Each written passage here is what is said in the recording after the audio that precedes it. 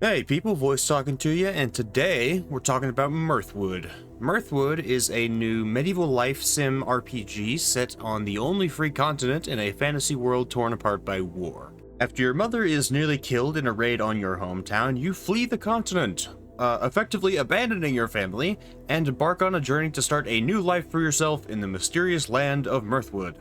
Now, if you'd like to check the demo for this game out for yourself, I'll have a link for you down in the description where you can download it for free. You'll also find a link to my Twitch stream, just in case you'd like to hang out with us when we play these games live. Now, the opening sequence for this title is surprisingly cinematic, and the voice actress does an excellent job of setting the scene in a dramatic and immersive way. A solid voice actor can really make the difference when it comes to first impressions, even when there isn't much voice acting elsewhere in the game, so points to the devs for that one. Anyway, as war reaches your village and everything is burning down around you, we get to meet your character. Character creation is a pretty simple process overall. It doesn't offer many choices for customization, but I don't think that really matters much given the game's style. After deciding what we look like, we are given a choice of where we hail from, which gives our character a specific personality trait depending on where we choose. As of the demo, I'm not sure if this has any impact on gameplay, but I assume it will in the full version. Next, we choose our class, which is more of a social and economic class than a skill set. You can choose to descend from royalty, nobility, or peasantry, all offering different buffs and debuffs. A royal character might be much better at socializing, but will become hungry much more quickly, while a peasant can work for longer, but might suffer from poor social skills. Finally, we choose a profession, which, like our class, offers one bonus and one malus each. These classes don't determine your skills, which all start out at 0. Instead, they slightly tweak stats like health, hunger, social skills, sell prices, tool durability, and even performance with instruments.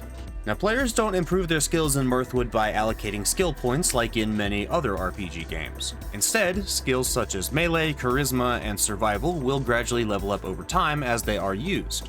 Reaching certain level thresholds with different skills will offer permanent bonuses like more melee damage or slower hunger gain, as well as access to skill cards. Skill cards are an interesting way for the player to specialize their character. Once unlocked, we can swap these cards out whenever we want to better suit our situation or keep a preferred spread. We get a hand of 5 cards, one for each major skill. Skill cards don't offer broad improvements, instead giving us specific bonuses like health or stamina for combat, or boosts to jokes or romance for charisma. There's also lots of different armor, tools, and equipment for players to gear up with.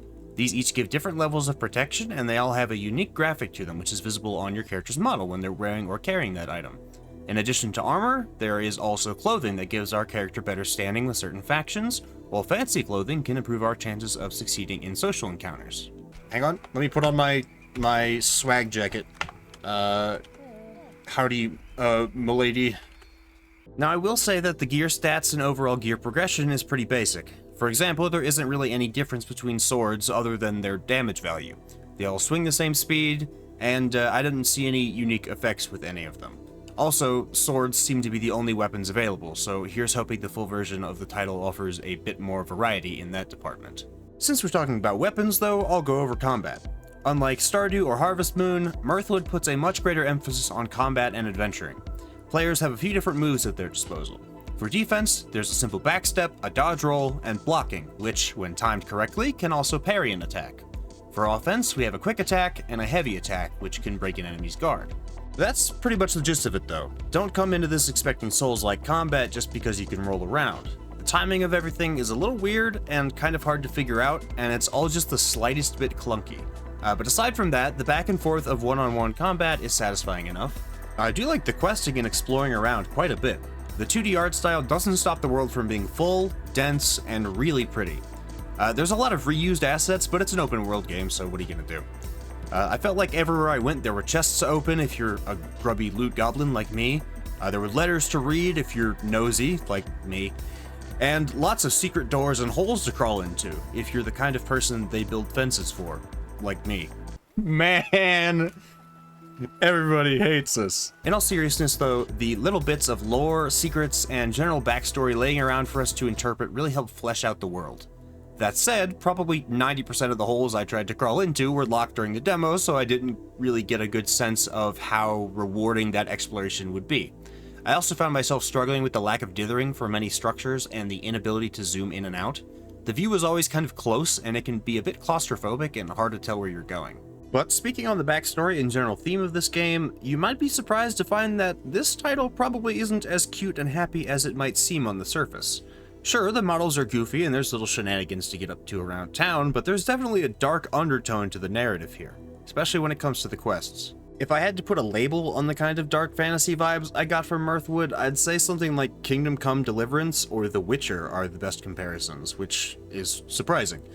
But suicide, murder, and sexual topics are likely to be some themes that you should expect from this one, just so you're aware. With that out of the way, I will say that the writing for the backstory and quests is quite good. Your desires have led you here, bound to this tree by your own hand and blade. I don't know if he did that to himself. You betrayed our bond for a fleeting moment with my sister. Oh, well, maybe he did do that to himself. Even if I only got to do like 2 of them.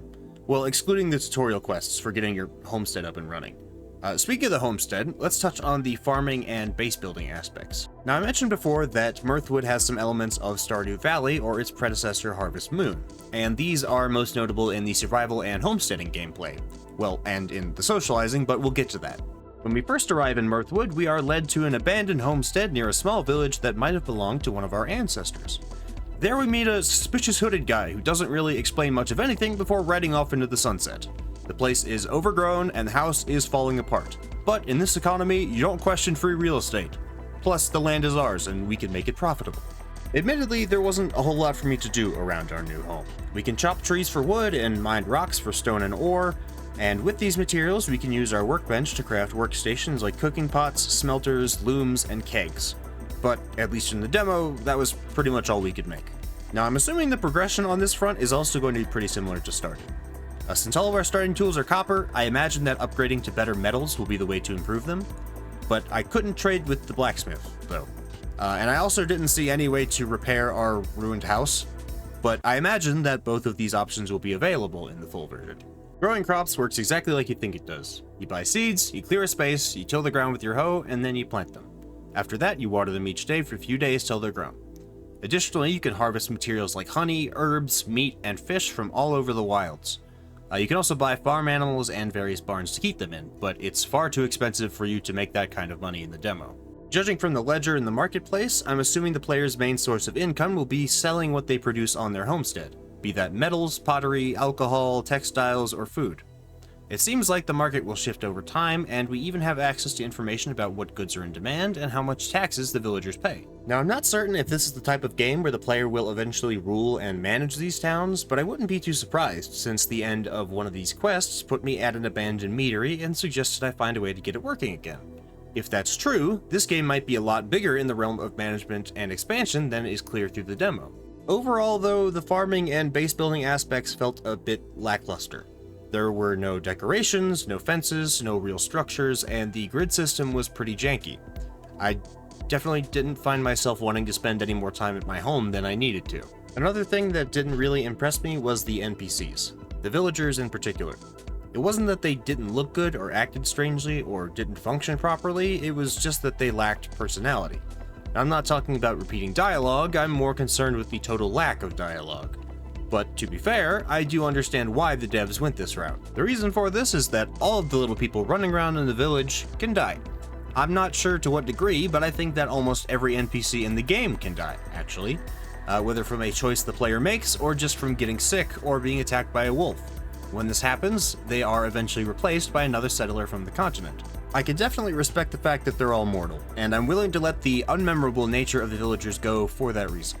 They do all technically have personalities, they're just denoted by specific traits in their relationship pages.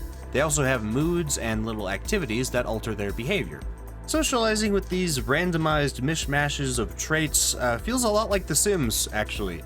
Each NPC has a separate romance and friendship meter, and interacting with or offering gifts to them can improve these relationships, or make them worse.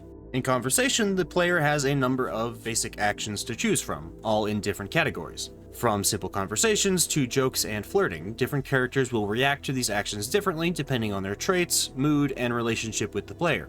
The player can even try to change a character's mood through conversation. Again, all very Sims. How do I end this conversation? I'm starving to death. Unlike The Sims, however, the player also has a morality meter and a renown meter to deal with, which will likely influence the outcomes of certain choices or social events later on. Certain actions and decisions will have an impact on these stats.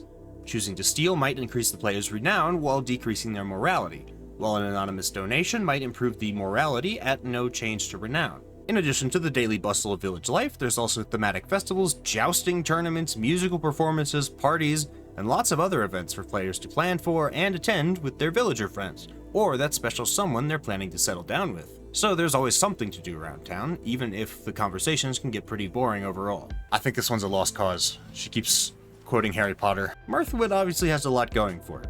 The art is excellent and the music is relaxing, ambient, and very fitting. However, there's still a lot of things that need polishing or fixing, from both a technical and an artistic point of view. The environments are all very pretty and really pleasant to explore, but the player is quite limited in how far they can see, which can make it hard to navigate. Also, there's dithering issues, which prevents players from seeing where they are when they're behind structures, and not all environmental indicators are clear. For example, some fences can be vaulted over while others can't, but you can't tell which is which. The combat is decent and satisfying, but could use some flair from moves, magic, or special gear. Socialization is easy to figure out, but a bit bland, and the NPCs are very forgettable. Exploration and looting are fun, but the inventory system is kind of confusing. The player can only hold so many items of one kind, such as armors or food, but the items aren't marked by which category they fall into, and there's no indicator telling you how many of which kind of item you can carry. This is a very ambitious title, and it has a lot of different inspirations pulling it in a lot of different directions. Some of these games I didn't think I would ever talk about in the same breath, so I have to give the devs credit for making this combination so cohesive. That said, Mirthwood still has a lot to prove, and some pretty hefty competitors coming up alongside it. The premise that has been presented here is very promising though, and I'm certainly willing to stick around and follow the development to see how things progress. As a technical presentation and a dip into the world, this demo did its job. If the developers manage to dig deeper into the world while improving the mix of mechanics they've set up, this could be a really satisfying blend for both RPG and life sim fans. But I'm just the voice in your head, so let's talk about Mirthwood down in the comments. I'd love to see what you think about it.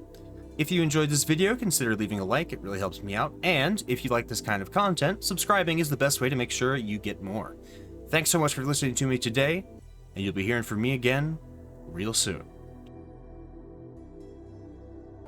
I've got nothing better to do and 3 days left to live, so why not?